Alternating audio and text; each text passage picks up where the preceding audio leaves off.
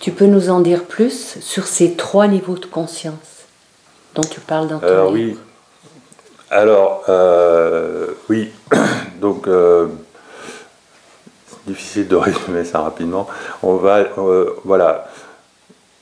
Dans le modèle que j'ai proposé pour comprendre le phénomène de la conscience, j'ai essentiellement tenu compte du fait qu'en physique, on découvre aujourd'hui que la réalité n'est pas faite de matière, mais qu'elle est faite d'informations, et que ces informations, on peut les classer en 2 grands groupes, les informations physiques et les informations quantiques.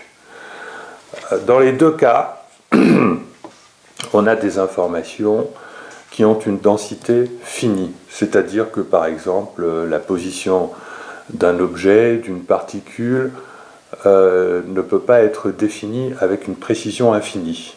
C'est-à-dire que l'information dont on dispose sur n'importe quel objet de l'univers est forcément finie, parce que en dessous d'une certaine précision qui correspond au principe d'incertitude d'Heisenberg, cette information n'existe plus. Et donc la matière n'existe pas telle qu'on la conçoit. Dans l'infiniment petit, la matière correspond à des vibrations. Dans l'infiniment petit, il n'y a plus d'informations pour localiser un objet dans l'espace. Et donc, on a simplement, au niveau de la réalité physique, est faite d'informations physiques. Voilà. Maintenant, on a une deuxième ontologie, ontologie qui est l'ontologie quantique, où là, on nous dit que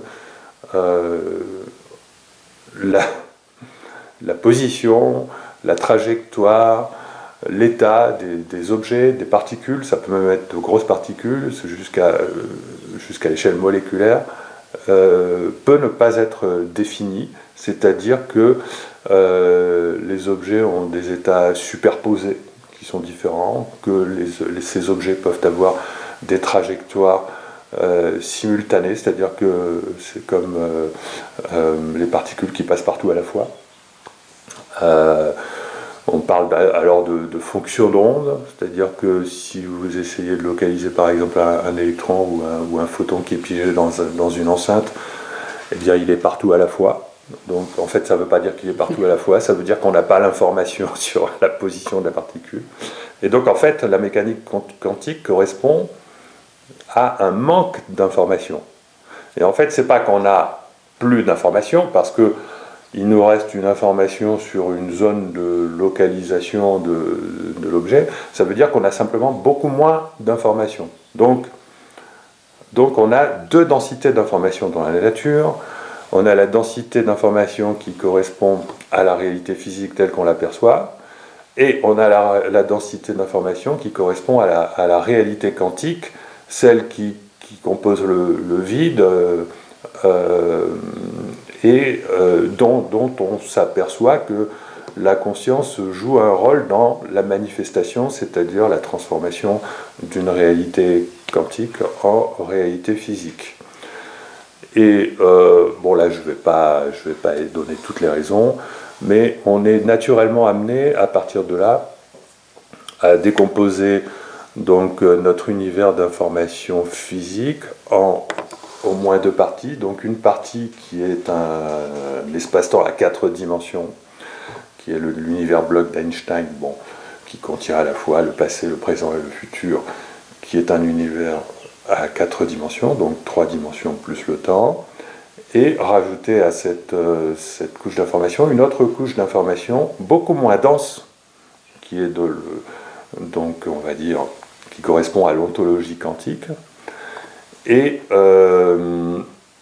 qui va en fait finalement déterminer le cours des événements, qui n'est pas suffisamment déterminé par la mécanique. C'est ce que je disais tout à l'heure. Étant donné que la mécanique ne permet pas de déterminer le cours des événements dès qu'il y a des interactions, c'est évident que c'est la conscience qui détermine le cours des événements, et donc c'est évident que c'est au niveau de cette seconde couche d'informations qu'il faut aller puiser, donc les informations qui vont déterminer le cours des événements. D'où ma théorie du fait que l'espace-temps est flexible, que notre futur est déjà réalisé, mais qu'il peut changer sous l'effet de la conscience, et on s'en rend bien compte parce que on sait très bien que ce qu'on va faire demain va dépendre de l'intention qu'on a. Alors que cette intention dépend d'elle-même du futur, ou que notre futur dépende de l'intention, c'est pas le problème, mais en tout cas on voit bien que ce qui va diriger le cours des événements, c'est la conscience, et cette conscience, moi je l'identifie à cette deuxième densité d'information quantique qui intervient dans la direction du cours des événements.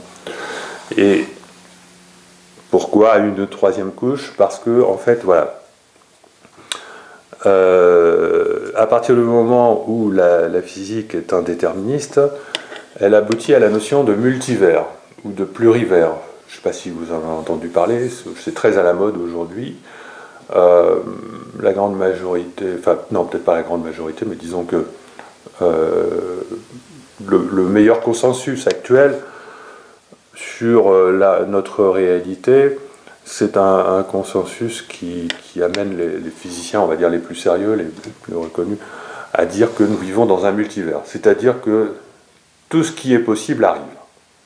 Mais comme tout ce qui est possible arrive, nous ne vivons que dans une seule réalité, donc il existe des myriades de réalités, soit dans le vide, soit dans des univers séparés, dans lesquels nous aurions nous-mêmes des myriades de doubles, mais en train d'avoir des vies complètement différentes. C'est-à-dire... c'est vertigineux, ça. Je donne par exemple le physicien Max Tegmark, qui est même repris par des physiciens français qui sont très réputés, dit, voilà... Je suis obligé de vous dire que, bon, ça peut paraître vraiment difficile à croire, mais que la meilleure théorie qu'on dispose aujourd'hui, c'est celle qui consiste à dire qu'il existerait un double de moi-même, qui suis par exemple en train de faire cette conférence aujourd'hui, qui a eu exactement la même vie que moi depuis ma naissance, et qui à partir d'aujourd'hui va faire un choix différent. Et donc, ça crée deux vies différentes de Max Tegmark, de ce physicien qui a fait cette déclaration, et il se paye le luxe de calculer la distance à laquelle se trouverait cet univers dans laquelle se trouve son double. Ce serait 10 à la puissance 10 à la puissance 29 mètres d'ici. Non, mais... vertigineux. Ça, c'est de la physique sérieuse, soi-disant. Bon. Moi, pour un tas de raisons, j'élimine cette interprétation de notre réalité qui vient du fait que, en fait, ces physiciens, ils ont beau être illustres et reconnus, ils sont complètement formatés par les équations, ils confondent la réalité et ce que disent les équations. Les équations sont des outils qui sont extrêmement importants, bien entendu, mais qui sont insuffisants pour décrire la réalité. Et moi, j'ai découvert qu'on pouvait faire beaucoup mieux que des équations. Dans mon expérience de l'intelligence artificielle, lorsque j'ai développé des réseaux de neurones, lorsque je me suis intéressé à la mécanique du billard, je me suis aperçu que les équations ne permettent pas de déterminer la dynamique d'un billard, les équations ne permettent pas de déterminer la dynamique dans un réseau de neurones, donc les équations sont incomplètes. La physique est incomplète parce que les équations sont incomplètes pour décrire la réalité. Si on veut décrire la réalité correctement, il faut faire appel à des modèles plus évolués qui vont amener obligatoirement les physiciens à introduire la cybernétique en physique. Et donc on a besoin d'une cybernétique de l'espace-temps. Et si on introduit la cybernétique, c'est-à-dire la cybernétique, c'est la science de l'information en général, et en particulier c'est l'intelligence artificielle, mais on peut l'appliquer à la mécanique de l'espace-temps. Et si on le fait, à ce moment-là, on peut arriver à décrire un univers bloc, donc qui va décrire notre vie, mais on peut arriver à ce moment-là à mettre toutes nos vies potentielles, tout ce multivers, à l'intérieur du même univers. Et donc, au lieu de dire comme Max Tegmark que le double de moi-même qui va faire un choix différent aujourd'hui se trouve dans un univers à une distance impensable, On dit simplement que ce double de moi-même, il existe, mais pas sous forme vécue consciemment, il existe sous forme de potentiel dans le vide. Et simplement, il s'agit d'un potentiel qui n'a pas été excité ou qui n'est pas encore excité. Et donc, la théorie que je propose consiste à dire que le multivers est contenu dans le vide et que c'est notre conscience qui excite le potentiel bien déterminé que nous allons vivre, et tous les autres potentiels existent, mais ne sont pas vécus. Et pour en revenir aux 3 niveaux de la conscience, pourquoi le 3e niveau? Pourquoi il y a un 3e niveau? Parce que, en fait, j'ai calculé, c'est facile à calculer, qu'on ne peut pas loger ce multivers dans le vide parce que le vide ne contient pas suffisamment d'informations, pas suffisamment d'énergie. L'information et l'énergie, c'est très analogue. On sait que le vide n'est pas vide, on sait qu'il est plein d'énergie, plein d'informations, et on sait, les physiciens ne sont pas d'accord, il y a différentes versions, mais enfin on sait que de toute façon il contient infiniment plus d'informations, enfin pas infiniment, mais quasi infiniment plus d'informations que notre réalité.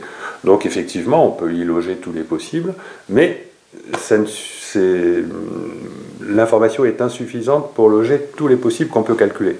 Et donc on a besoin d'une restriction à ce niveau-là. Et c'est pour ça que j'introduis une 3e couche de la conscience, que je fais correspondre à notre subconscient, qui est de densité encore plus faible que la couche de la conscience qui nous est consciente, hein, qui est notre conscience, et qui va servir de guide à notre champ des possibles. C'est-à-dire que notre futur déjà réalisé, selon la théorie de l'univers bloc, est quelque chose qui peut changer à l'intérieur d'un champ des possibles, mais ce champ des possibles est lui-même canalisé par notre subconscient qui correspond au 3e niveau de notre conscience. Et il existe peut-être encore un 4e niveau, et si vous voulez, nous vivrions dans un univers qui emboîte les couches de la conscience selon une structure fractale, c'est-à-dire que la couche de la conscience qui est supérieure intervient comme guide pour canaliser la couche de la conscience qui est inférieure, mais il régnerait malgré tout du libre arbitre à tous les niveaux, c'est-à-dire qu'il nous reste au niveau de notre moi conscient la possibilité de choisir les détails. C'est-à-dire que mon soi a peut-être déjà prévu dès avant ma naissance ce que j'allais faire sur cette terre. Il sait peut-être déjà quand est-ce que je vais mourir. Ça peut probablement changer, mais enfin, bon, il y a peut-être un plan. Mais moi, j'ai quand même la possibilité de choisir les différentes façons de réaliser cette mission ou cette vie d'apprentissage. Voilà.